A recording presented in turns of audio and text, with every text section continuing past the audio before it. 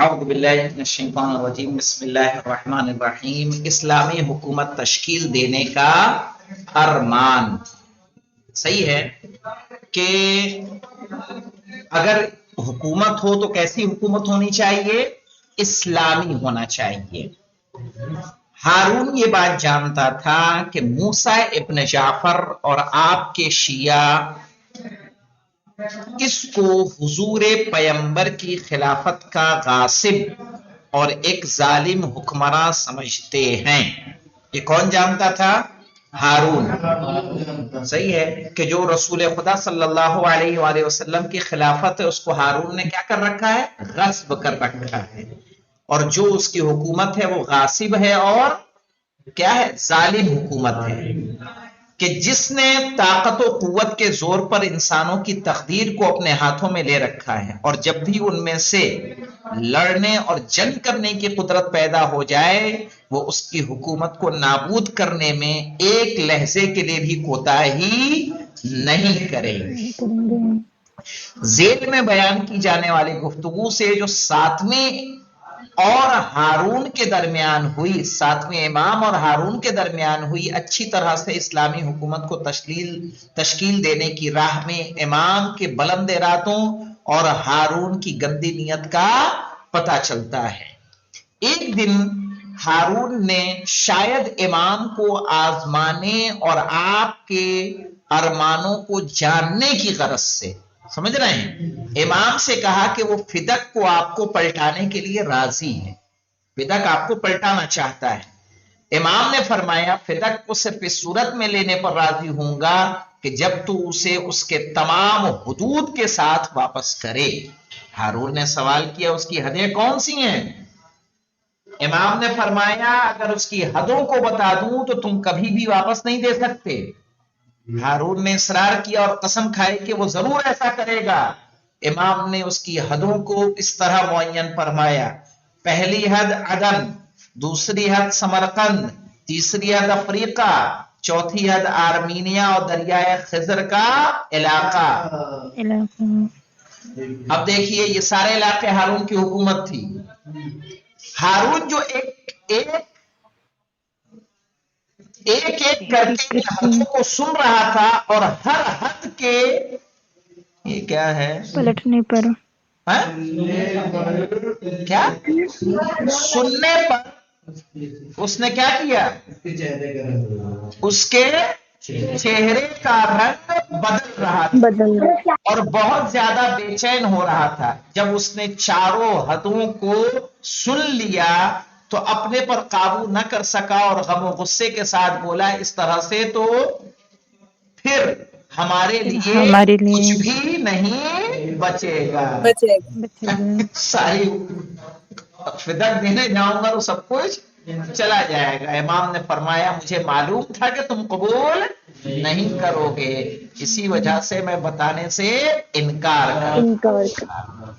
امام نے اپنے اس جواب کے ذریعے سے ہارون کو یہ بتانا چاہتے تھے کہ فدق در حقیقت اہل بیت سے حکومت کے حق کو غصب کرنے کا ایک جلوہ ہے، اور اصحاب سقیفہ نے فدق اور رسول اکرم کی بیٹی اور داماد سے لے کر در حقیقت اہل بیت عصمت و طہارت سے حکومت و خلافت کے حق کو غصب کر لیا۔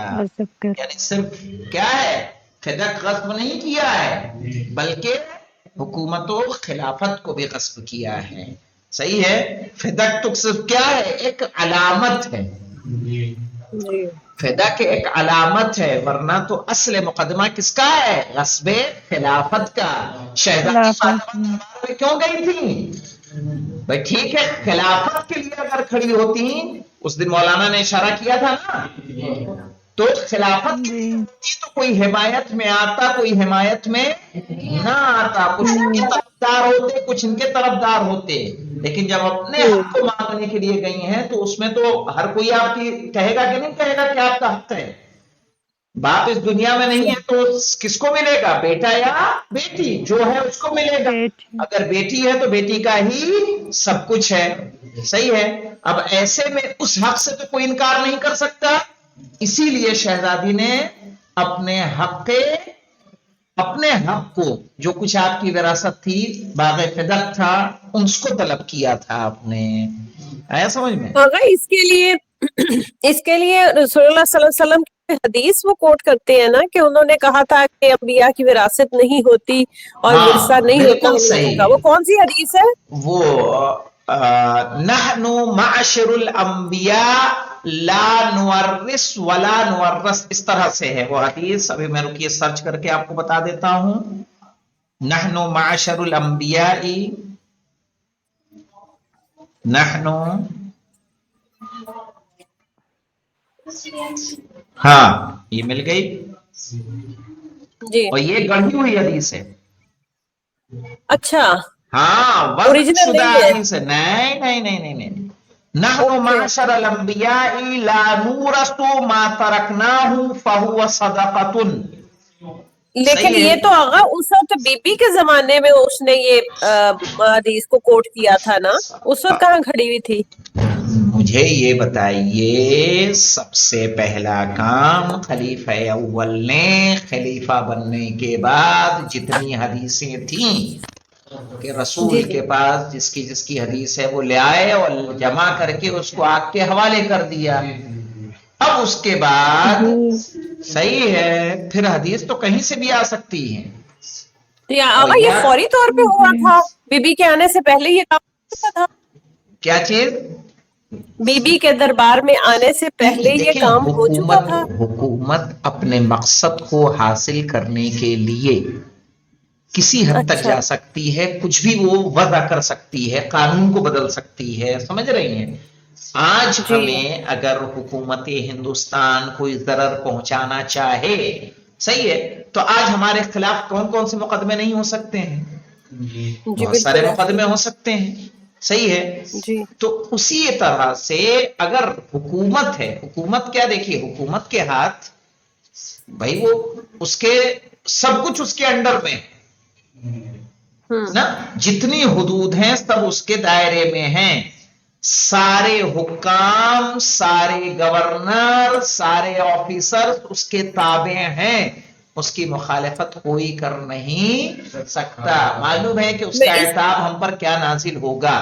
اب اگر کسی کو، ارے بھائی میں آپ کو بتا دوں، امام حسین علیہ السلام، میں نے آپ کا ذکر کیا تھا، امام حسین علیہ جی السلام کا قتل کا فتویٰ لینے کے لیے جب اس کے پاس گئے ہیں، اس نے منع کر دیا، نہیں ہو سکتا. مال بھیجوایا کہ آپ کے خرچ کے لیے مال رکھ لیا، پھر مال بھیجوایا، پھر مال رکھ لیا اس نے، تیسری بار بھیجوایا، مال رکھ لیا، کہا یہ ہدیہ ہے آپ کے خرچے پانے کے لیے.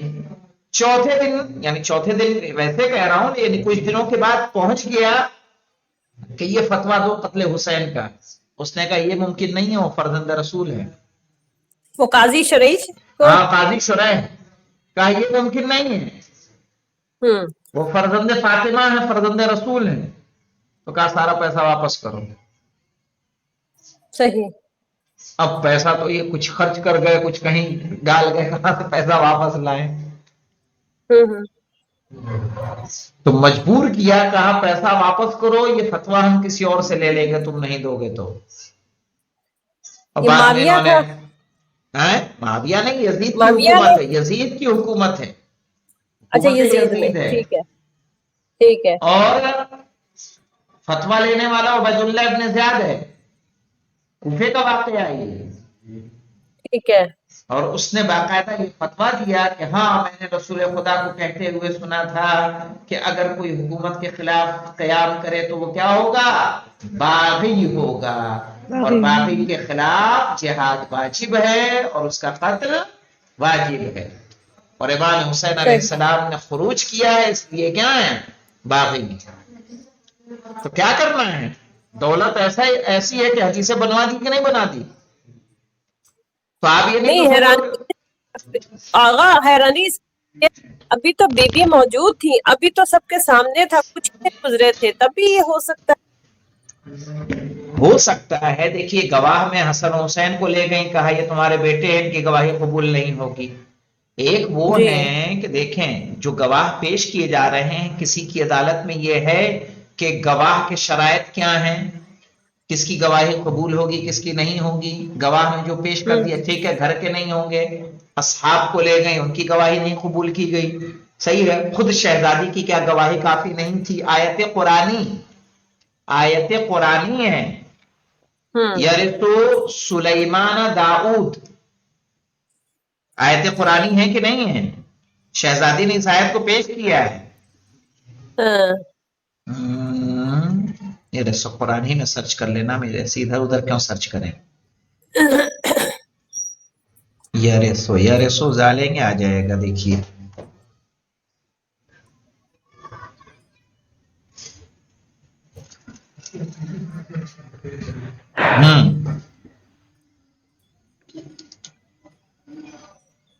یارثنی یہ ہے، یہاں پہ دیکھیے وَإِنِّي خِفْتُ الْمَوَالِيَ مِنْ وَرَائِي وَكَانَتِ امْرَأَتِي عَاقِرًا فَهَبْ لِي مِنْ لَدُنْكَ وَلِيًّا. یہ دعا ہے جناب غالباً زکریا کی.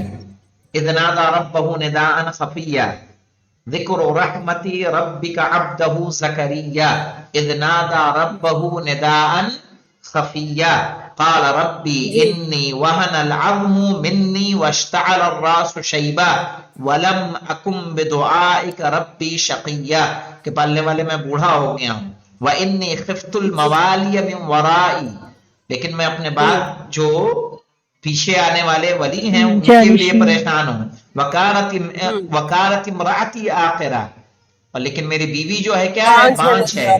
فہب لی من لدنک ولیہ، تو پالنے والے مجھے ایک ولی عطا کر دے.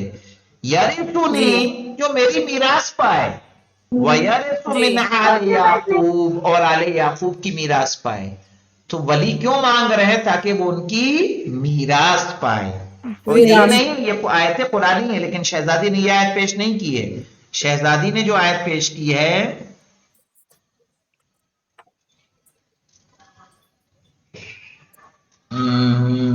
دیکھیے، میں جتنی آیتیں میں نے سرچ کی ہیں ابھی میں نکال دیتا ہوں.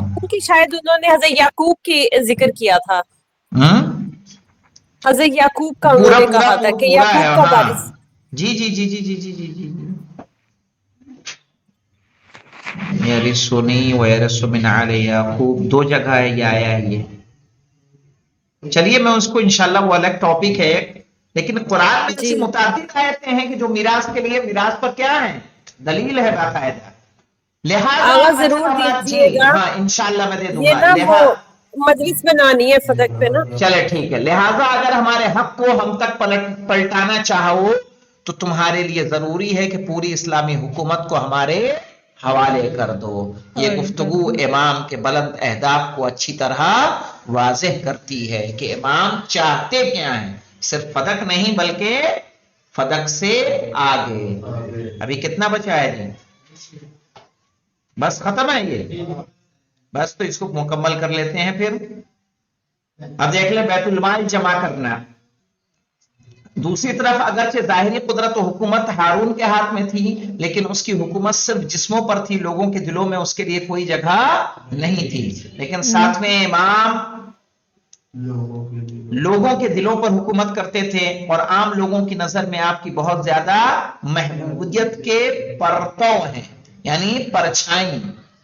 صحیح ہے. مجاہد اور روشن خیال مسلمان اپنے اموال کا خمس اور دوسرے بیت المال کے متعلق اموال کو امام کی خدمت میں بھیجتے تھے، اور یہ بات ہارون پر بھی پوشیدہ نہیں تھی. یہی چیز اسے پریشان کرتی تھی، کیونکہ اسے اس کے جاسوسوں کے ذریعے سے روزانہ یہ خبر ملتی تھی کہ وسیع اسلامی مملکت کے چاروں طرف سے بہت سے اسلامی رقومات امام موسیٰ بن جعفر کے پاس علیہ السلام کے پاس جاتی ہیں، اس طرح سے کہ گویا آپ نے بیت المال کا صندوق قائم کیا ہوا ہے، کہ جس طرح سے حکومت کے بعد خراج آتا ہے پورے اپنے دائرہ حکومت سے، اسی طرح سے امام کے پاس ملک کے کونے کونے سے، جب علاقے الگ الگ علاقوں سے کیا ہوتی تھی؟ رقومات شرعیہ امام کے پاس پہنچی تھی. جیسے امام کے پاس بھی کیا ہو؟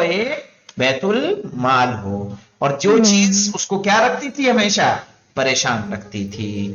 اس طرح سے ہم نے ساتویں امام موسیٰ کاظم علیہ السلام کی زندگی نامہ کو یہاں مکمل کیا.